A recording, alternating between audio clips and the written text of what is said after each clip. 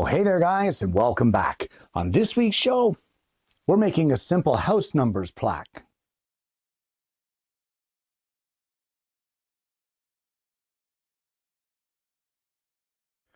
Well, when I was on my recent vacation to Newfoundland, I noticed that the house that we were staying at, the number plaque with the number of the house was pretty decrepit. The sun had really baked it and the numbers were flaking and that sort of thing. And that's one of the disadvantages to living, in a house that's right on the water and salt water at that.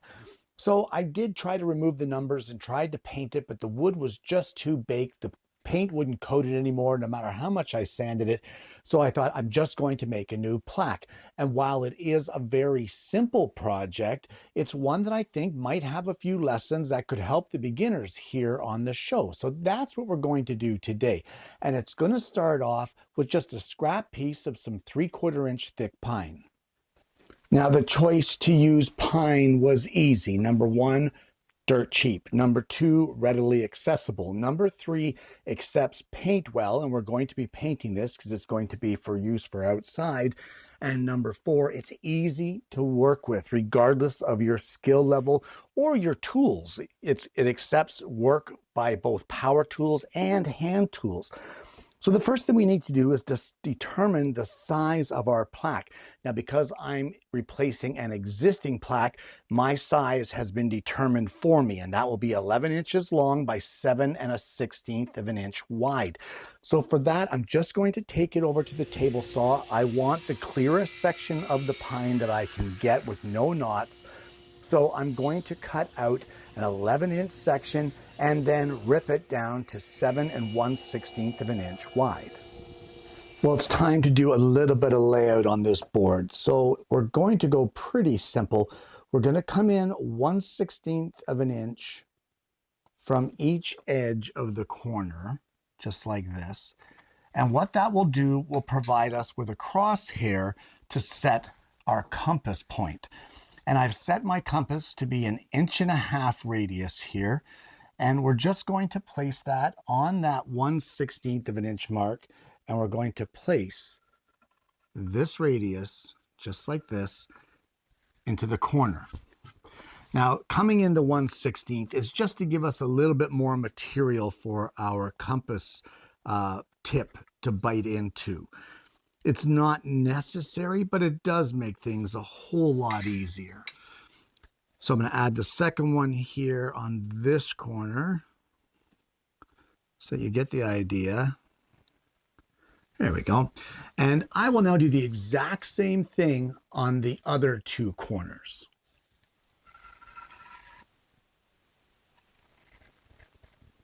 Okay, and there we go. There is basically our plaque shape.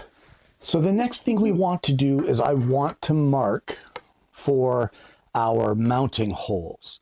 So we'll just lock this down here on the bench, and we're going to draw a light center line right across the entire length of our plaque.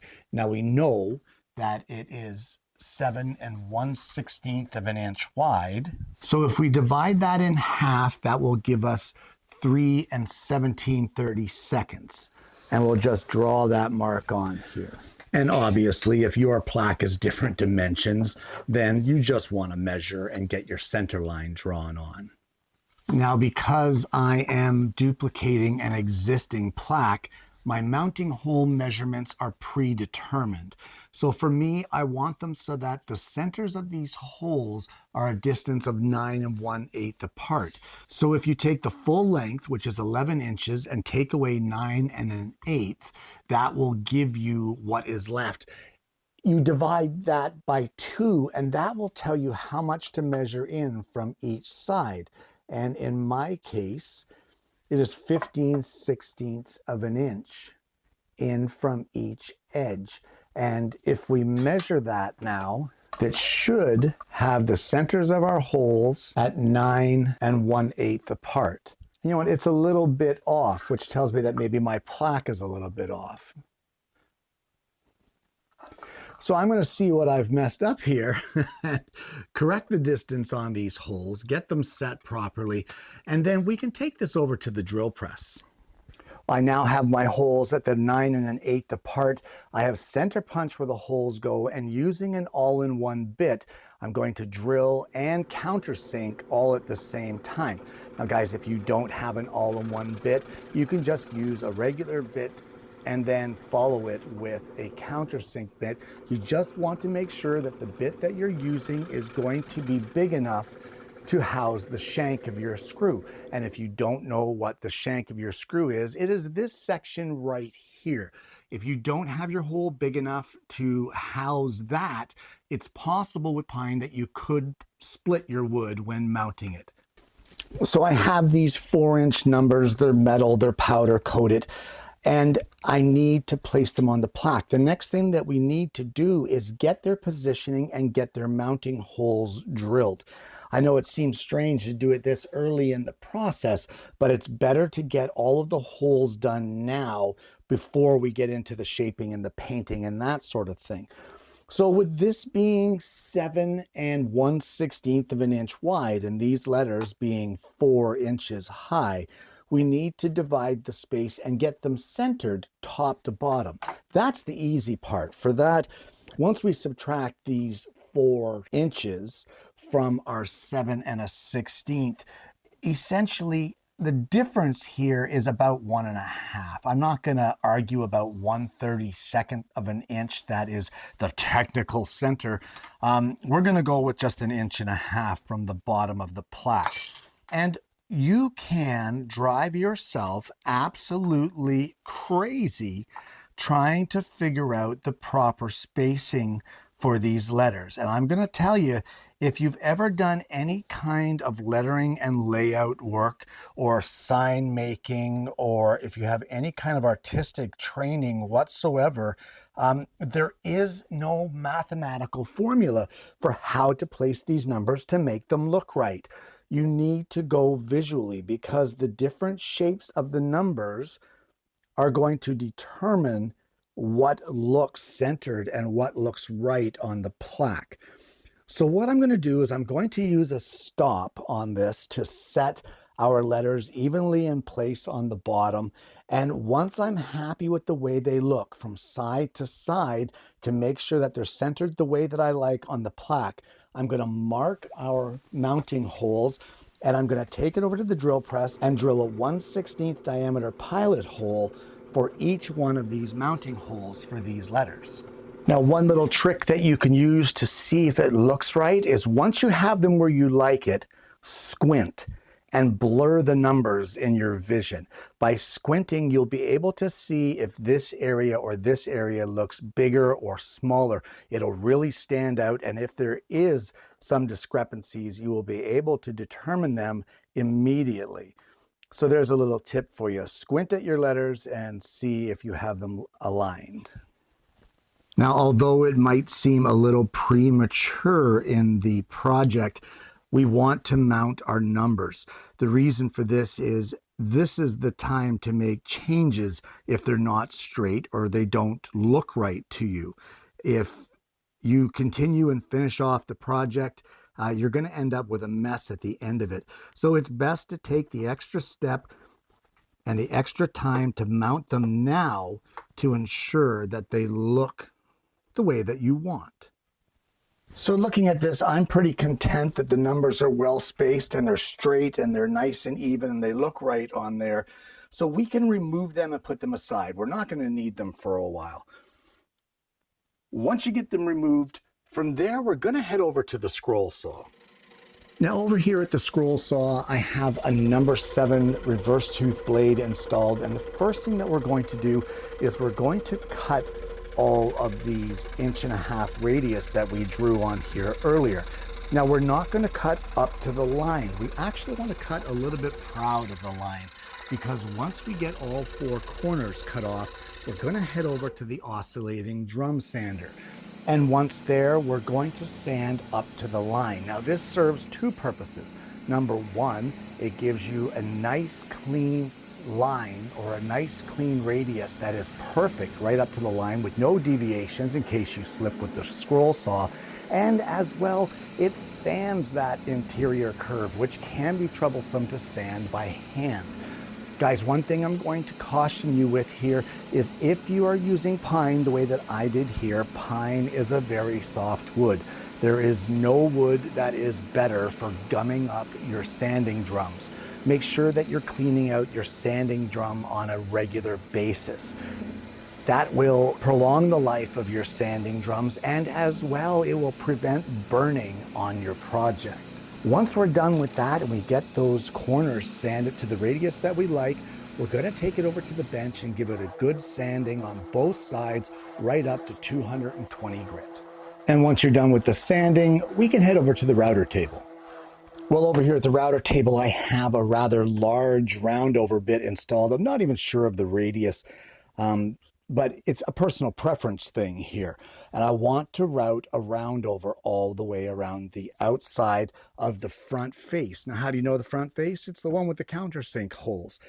So we're going to flip this over, and I've shown you guys before about the router starter pin. Now, the safest way to use a bearing guided router bit is to use it in conjunction with your fence, where the edge of your bearing is equal to the flush face of your fence. And that is the safest way. And that's great for straight edges like this. But what about these edges here? That's where the router pin comes in handy, the starter pin, because what we're going to do is we're going to place our project up against the pin. We're going to rotate it into the spinning bit, and from there we will be able to travel all the way around our piece, routing the entire round over around the entire circumference of our plaque. And once you get that done, you should have something that looks like this. And with that routing done, we're going to give it a final sanding all the way around the edges, right up to 220 grit. We're going to resand the front and the back. And after that, it's time to prep it for outdoor use. So now, for all intents and purpose, guys, this plaque really is done. And this is pretty much a multi-purpose plaque. You can use it for any of your projects. These holes are custom for this particular application, but you don't need to add those holes. If you have a laser engraving project or something you want to mount or make a stand for something, it's a great way to do it. And I've shown you the methods here, and you can just duplicate it and adjust the measurements for your own needs.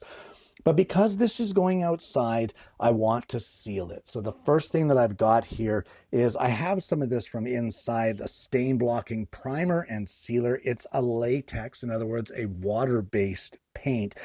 I'm going to be giving this 2 coats of this, sanding in between coats. I don't think that we need a video of me painting it, so I will see you when that gets done. Well, it's been overnight. I've given this 2 coats of latex primer, sanding with 400 grit wet dry sandpaper in between. So I'm just going to give it one more sanding, give it a good wipe down. We're just trying to get rid of any raised grains. I can feel a little bit here, little bit here. But we're going to give it a good sanding with the wet dry sandpaper, and then I'm going to take it outside, the world's best ventilation in the world, and I'm going to give this a couple coatings with high gloss white spray paint. Now this is where we go over the top when it comes to weather protection, and what I've got here is a little bit of UV resin, and I don't know if this is overkill, but I don't really care. We're going to give it a try. So I'm just going to squirt some UV resin here. This is on the back. That's where we're going to start. There we go, just like that. And I'm going to use this foam roller, and we're going to roll it out to get a nice even coat of the UV resin on the back of our numbers plaque. Now, UV resin is pretty awesome in that it doesn't dry unless it's exposed to, you want to guess, UV light. So for me, I have a little UV light. Just going to finish spreading this around, and then we're going to cure it with that UV light to get a perfect weather-resistant seal on the back of this plaque. So I'm going to get the back cured with the UV resin, and then from there we're going to apply it to the side edges and the front and cure that as well. Well, I ended up putting 3 coats of resin on this plaque, so it is completely sealed front and back and all the sides. Now, weather is a powerful thing, so it may not prevent the decay because of the weather, but it will hopefully prolong its life and, give it a little longer before the weather destroys it. So now I'm just going to use the existing hardware. We have all of our holes already drilled. We're going to remount our letters now onto the plaque. Well, there's one last thing that I want to do. Now, on the original one, in the picture you can see it, the weather has completely destroyed the powder coating that is on these letters. So what I want to do now that I have the letters secured in place is I actually want to coat the letters with a little bit of UV resin to seal them in a little better and try to protect them as much as I can, the same way I did with the plaque. So I'm going to give that a whirl, give them a good coating of UV resin, and just see how we make out. And there we go. The letters are all sealed in with another coat of UV resin. So hopefully that will provide the extra protection that I'm looking for. And there you have it. A numbers plaque for your house. Now, guys, once again, another project here on the show came out of a necessity because I saw a need at the house that I was staying at in Newfoundland, that the numbers were decrepit and needed to be replaced. Now, this kind of took a bit of a journey because my intention was to sand down and repaint the original plaque, so we got new numbers to replace the old decrepit ones because the aluminum was not going to accept the paint. And we got the numbers, and then we realized that the plaque was too messed up and wouldn't take the paint. So I put the plaque back on the wall the way it was, brought the new numbers back here to my hometown, a 3.5-hour flight, and now I have made this plaque. And when my daughter flies to Newfoundland in the next couple weeks or so, she is going to take that plaque with her and it will be installed on the house. What a runaround. I just didn't have the tools on the East Coast to be able to do it the way that I want it. Either way, we're going to see how it works. I've never really done the resin here in combination with these house numbers, and I'm just hoping that it's going to provide an extra layer of protection. While that powder coating on the steel or aluminum or whatever it is, numbers, is rather durable, it is no match for Mother Nature, and it really doesn't take long for Mother Nature to pound on it and destroy that coating. So I'm hoping to put up an extra little shield there with that resin and see how we do. Who knows? Maybe you'll see it on an update show, and I'll show you guys the next time I go down in another year exactly how it is holding up. However, this may seem like a super simple project, and if you're thinking that, you're not wrong. It is a simple project, but it's one that a beginner may have some issues with, and there are some very, very valuable lessons to be learned here along the way. Things like cutting outside the line and then using your oscillating drum sander to sand up to the line to get the perfect curve. Things like using your router starter pin to get that oddly shaped routing done safely at the router table. Things like sanding to 220 grit before you apply primer or paint.